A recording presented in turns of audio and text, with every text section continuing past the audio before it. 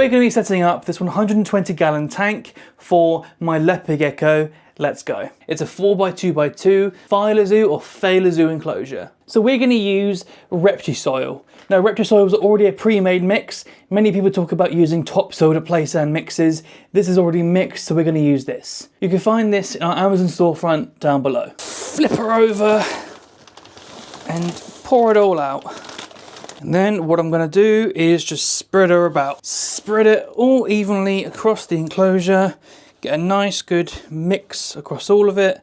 Big pieces like this. I'm going to crumble it up into small pieces and just spread the bedding evenly over this tank. This actually only took one bag of the Reptiles soil. That's pretty cool. So the next thing we're going to do is place in some cork bark to build up our hardscape and build up to a basking spot around this height at the back of this tank. So first we're going to start off with a big piece of hardscape, a big piece of cork like this, and I want to place it at the back right where I can start building up to a basking spot. What we want to do is make sure it's secure and our Leopard Gecko can't dig underneath and dislodge it and crush it.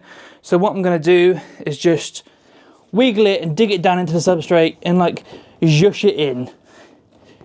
I don't know if you Americans say zhush, but there you go. English stuff coming out for you. And then we're going to go for another piece, and what we're going to do is cover up this back right corner right here. Have that coming up like that. What I want to do is make sure that the back corner back there is blocked off, but also I can see across the channel and it's almost a flow from basking spot to the other side. I'm actually going to prop it up on the other one. I'm also going to put this hide in there, the round hide, the typical round hide. So now you can see where the lizard's going to be able to bask right here. There's a flow of behind, underneath, inside, flow to here. Again, she can go across the entire back way without being seen. There's a way from front to back through there. She can go up this tube walking up and then climb up. She could also climb up on top and be up here and look around. And you can see that she can get the entire way across without being seen. And now what I want this to be is basically like a background without actually being a permanent fixture, so that you can see that you can do these climbing opportunities and make a pretty enclosure without it being permanent and you not being able to take things out and clean if you don't want a permanent fixture. This last piece can go up here, maybe. I slap it there. So she can climb all the way up, have a lot of height and use the majority of the enclosure without it being a permanent fixture. I'm just stacking wood, but also you get a reach stack now. So you have different amount of heat here to a different amount of heat here to inside here to down here. And she can pick whatever level she wants to be at in this stack. So the next thing we're going to do is give a humid hide to our Leopard Gecko. Now, I really like to use the white python egg laying boxes for snakes for Leopard Gecko humid hides. Nothing fancy, just a big clump of moss. There's also some grass and stuff in here, that's interesting. But that just needs to be spread out, ripped up, spread about, in and amongst, to make a nice little bed of moisture for our Leopard Gecko to clamber into. And then all we're going to do is take the lid and slide it on over to make a little burrow with an entrance hole here, so our Leopard Gecko can go in and out with a humid hide. Again, you can do this with any old Tupperware if you really want to. And then what I'm going to do is I'm actually going to hide it back here. So I'm just going to slide it down there and hide it right back there. I'm also going to take a plant that my snake was beating up and put it back there. So I'm just going to shift this bit to the side, put that on top of the humid hide so that I can hide it. So now we've got a nice bright plant at the back of our enclosure. It looks like it's growing out of a background, but actually I've just shoved it in between some pieces of bark. I'm going to take something like an aloe vera and I'm just going to literally shove it down into some gaps. Now, aloe vera is really hard to kill. This aloe vera was literally on the side in my reptile room, not in a plant pot, just with no soil and its roots exposed, sticking up in the air. And it still looks like this after like 6 months of just being sat on the side.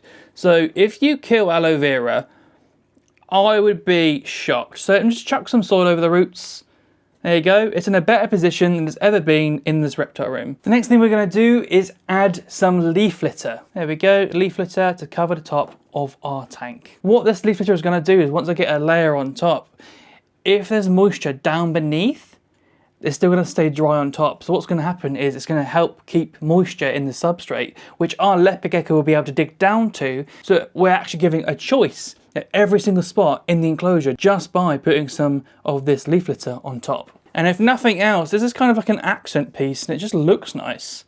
Chuck it around. There we go. So I've actually chopped off some bushes in the garden and we're going to chuck that in there because do you know what? Why not?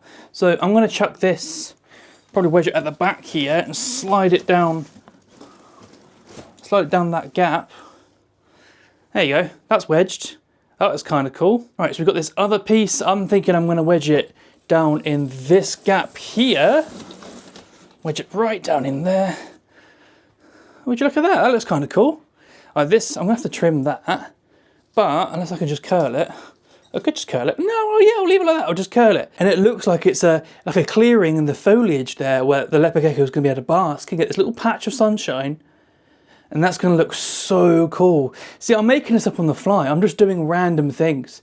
To make a nice, naturalistic looking enclosure, you just chuck things in and wing it and then just move things around until you like the look of it. But that looks really cool. And she's going to be able to climb up in that, actually. She's going to be able to climb up in that. That's going to be cool. See, you don't need to be an artist to start chucking things in because messy and unshoveled is how nature looks. Another good tip on how to make things look really, really natural is use something like cress. Now, do you remember in school when you used to do these science classes and you'd grow cress in a cup with paper towel? If it can grow in paper towel, it grows amazing in any form of substrate or soil in an enclosure. So we're going to shake this about. We're going to get this nice looking undergrowth look of cress growing up from the substrate. I'm going to do it at the front because there's no point doing it at the back because this is just for looks.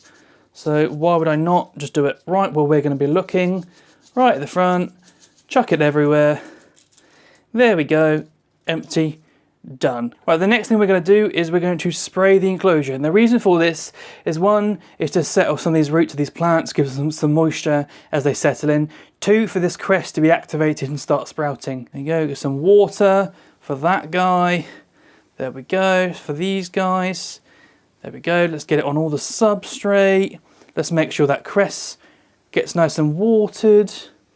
Again, this isn't bioactive. I am just doing a naturalistic planted tank.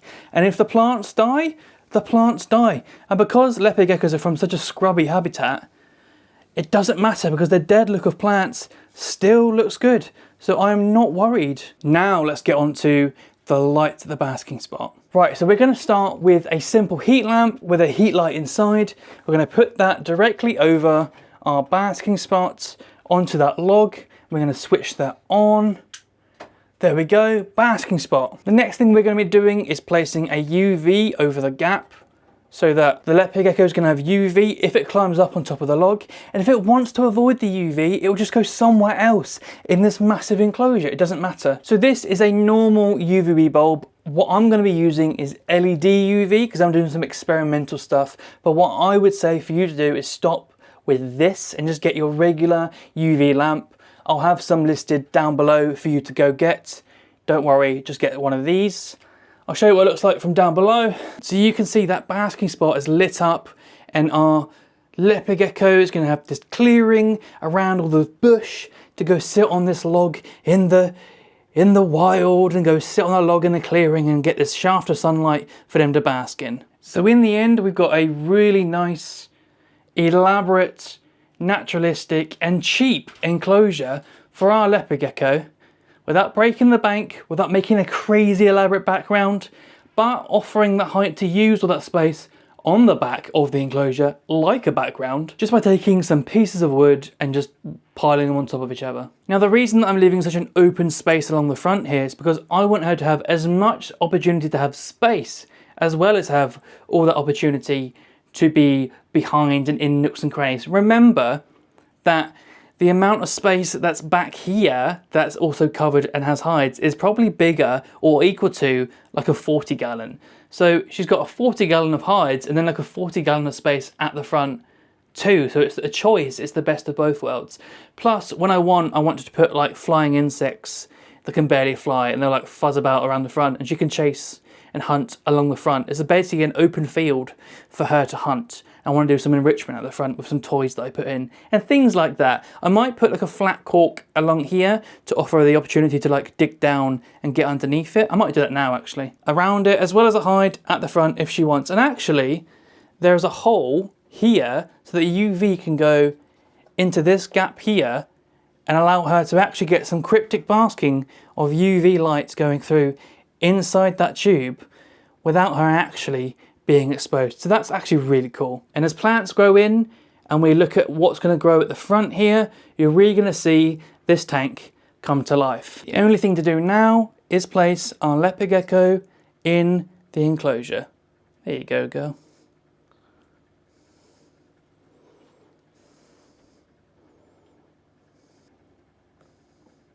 Keep an eye out for an update on how it all grows in, and I'll see you in the next video.